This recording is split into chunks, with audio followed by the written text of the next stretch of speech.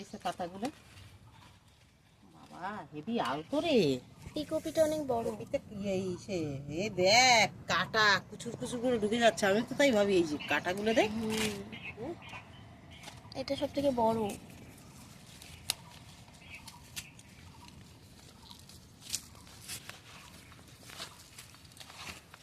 জায়গা কম না এই জায়গা, বেগুন গাছের গোড়াগুলো খুঁচে খুঁচে দিই,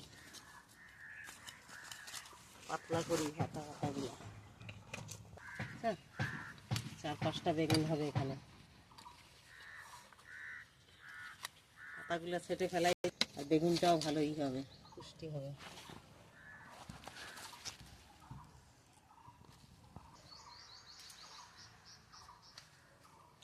কুমড়ো গাছটা কত দূর অবধি লতিয়ে পেয়ে গেছে। কুমড়ো গাছ বেগুন পেকেও গেছে।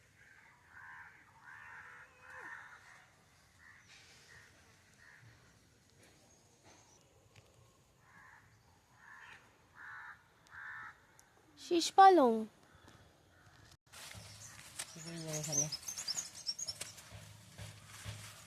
কতগুলো পাতা পাতা কাট দিয়ে ফেলাই দিই জোড়া দিয়ে, গাছ হালকা হয়ে যায়। এই যে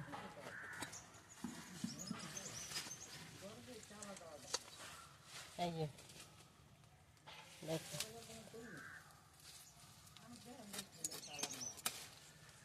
এই যে বন্ধুরা লাউ কাটলাম, নতুন গাছের লাউ। এই যে দেখো, এই হয়েছে প্রথম, এটাকেই আজকে কেটে রান্না করব। মানে এটা হচ্ছে লম্বা লাউ, আর ঘটি লাউ আছে, একটু লম্বাটে লাউ আছে, সেগুলো আলাদা। এই লাউটা মানে প্রথম লাউ তো একটু ছোট হয়েছে, পরে আবারও হবে।